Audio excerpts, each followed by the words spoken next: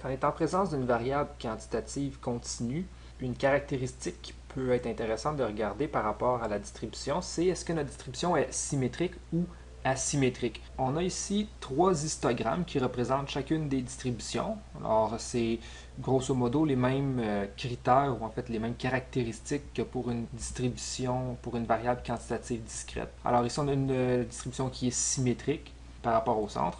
Ici, on a une distribution qui est asymétrique à gauche. Donc, on dit que c'est asymétrique à gauche quand la distribution s'étire vers la gauche. Comme ici, on voit le centre, c'est à peu près ici. Et là, on a l'étirement vers la gauche. Et idem pour une distribution asymétrique à droite. On voit que les données s'étirent vers la droite. Les modalités, il y en a beaucoup plus vers la droite du centre que vers la gauche du centre. On avait vu dans l'étude d'une variable quantitative discrète que dans le cas d'une distribution symétrique, les mesures de tendance centrale étaient sensiblement de la même grandeur, en fait à peu près les mêmes valeurs. Alors la moyenne est environ égale à la médiane, environ égale au mode. Si c'est parfaitement symétrique, on aura une égalité. On peut remplacer x bar par mu si on est dans le cas d'une population. Si on est dans le cas d'un échantillon, on garde x bar. Alors, dans le cas d'une distribution symétrique, on a cette relation, c'est-à-dire des égalités dans le cas d'une symétrie parfaite, mais quand même, on est prêt à tolérer une petite variation. Alors, c'est pour ça que je mets des symboles environ égales. Alors, dans le cas d'une distribution asymétrique à gauche, je rappelle que ce que l'on a comme relation, c'est que le mode est plus grand que la médiane et elle est plus grande que la moyenne, x bar ou mu, tout dépendant de la situation. Et dans le cas d'une distribution asymétrique à droite, tout ce qu'on fait, c'est inverser les inégalités. Alors, on obtient ceci. Donc, x bar ou mu, encore une fois, tout dépendant de la situation. Alors ça, c'est un indicateur. Par contre, toujours important de calculer les coefficients d'asymétrie de Pearson pour pouvoir, dans le fond, calculer la force de l'asymétrie. Est-ce qu'on a une symétrie presque parfaite ou est-ce qu'on a une asymétrie? Si on est asymétrique, est-ce que c'est une grande asymétrie ou est-ce que c'est une asymétrie qui est plutôt faible? Alors, je vais réécrire ici coefficient d'asymétrie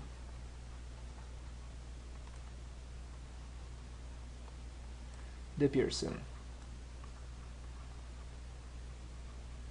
Alors, je vais donner les formules que j'avais déjà données quand on avait fait l'étude des asymétries pour une variable quantitative discrète. Alors, le premier coefficient d'asymétrie, 3 fois la différence entre la moyenne et la médiane, divisé par l'écart type, ou bien, si on est dans le cas d'une population, en fait, on remplace seulement x bar par mu et S par sigma.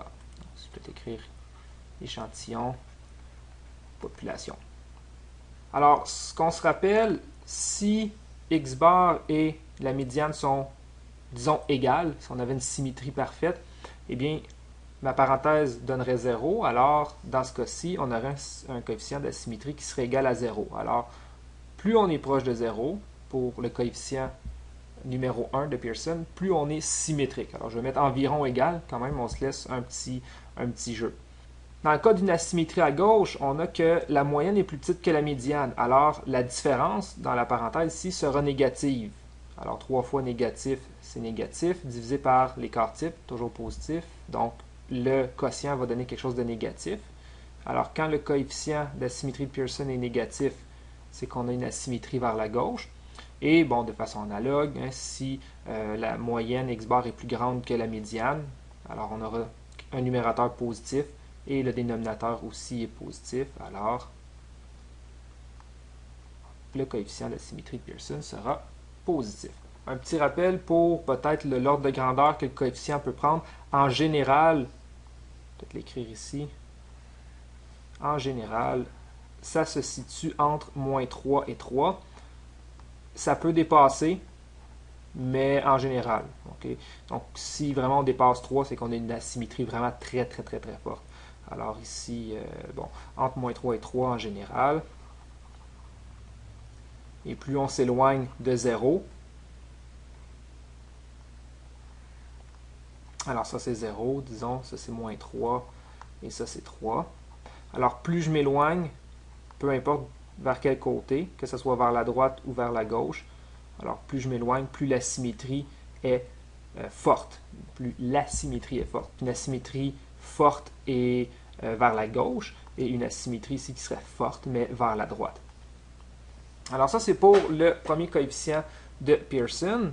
Pour le second coefficient de Pearson, alors SK2, lui, va être égal au quartile numéro 3 moins 2 fois la médiane plus le quartile numéro 1. Et on divise par le quartile numéro 3 moins le quartile numéro 1. Ou dans le fond, on divise par l'étendue interquartile. Donc, c'est exactement le même système d'inégalité pour les trois cas. Alors, si SK2 est environ égal à 0, c'est qu'on a une symétrie. Si on est asymétrique à gauche, alors on devrait retrouver un coefficient d'asymétrie numéro 2 négatif. Et même chose, si on a un coefficient d'asymétrie de Pearson numéro 2 qui est positif, c'est qu'on est en présence d'une asymétrie à droite.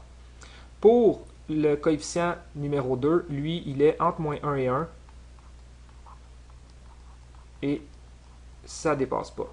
Donc, c'est impossible d'aller plus petit que moins 1, c'est impossible d'aller plus grand que 1. Si jamais on effectue un calcul puis que notre coefficient d'asymétrie numéro 2 donne autre chose qu'un nombre entre moins 1 et 1, c'est qu'on a fait une erreur de calcul à quelque part. Avec ces calculs-là, on est capable de déterminer si on a une distribution qui est symétrique ou asymétrique. Alors, ce que je veux faire, c'est regarder la distribution qu'on a devant nous ici. On va regarder si elle est symétrique ou asymétrique. Dans quel cas, on regardera si c'est à gauche ou à droite. Alors, ce que je veux faire, c'est premièrement réécrire les formules pour qu'on puisse les avoir sous le nez. Alors, SK1, 3 fois la moyenne moins la médiane sur l'écart type, étant donné qu'on est dans un échantillon. Alors, j'ai pris cette formule-ci. Et pour le deuxième coefficient d'asymétrie de Pearson, quartile numéro 3 moins 2 fois la médiane plus le quartile numéro 1 divisé par l'étendue interquartile. Alors bon, là, il faudrait effectuer tous ces calculs-là. Ils ont déjà été faits dans une vidéo précédente, ou en fait dans des vidéos précédentes. Je vais juste écrire les valeurs qu'on a de besoin. La moyenne de la distribution était d'environ 19,13. L'écart type, 5,76. Le quartile numéro 1, environ 16,02. Le quartile numéro 3, environ 22,44.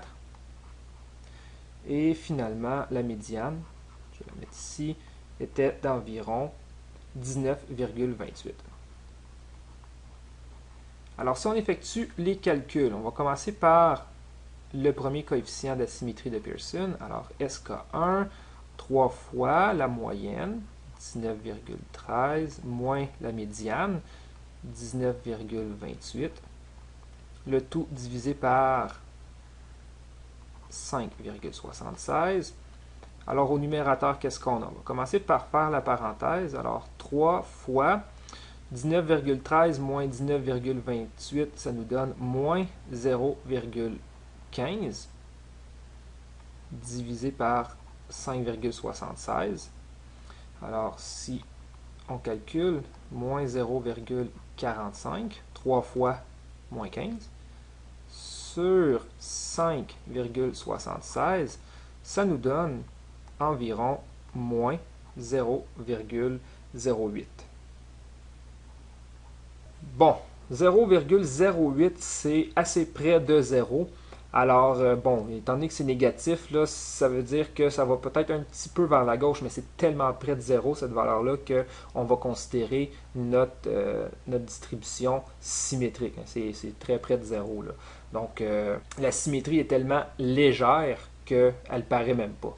Donc, ça, sans problème, on peut dire que c'est symétrique.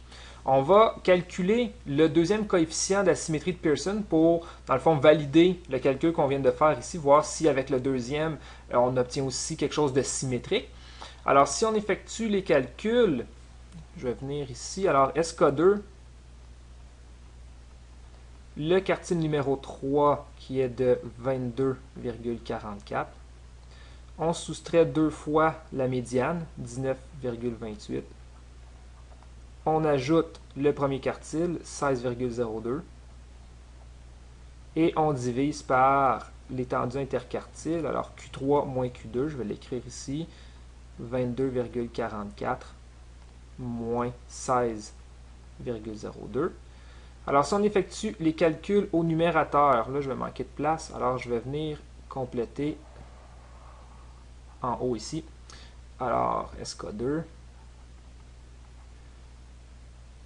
Alors au numérateur, on obtient moins 0,1 et au dénominateur, on obtient 6,42 qui donne environ moins 0,02. Donc moins 0,02, on peut dire que ça aussi, c'est presque 0.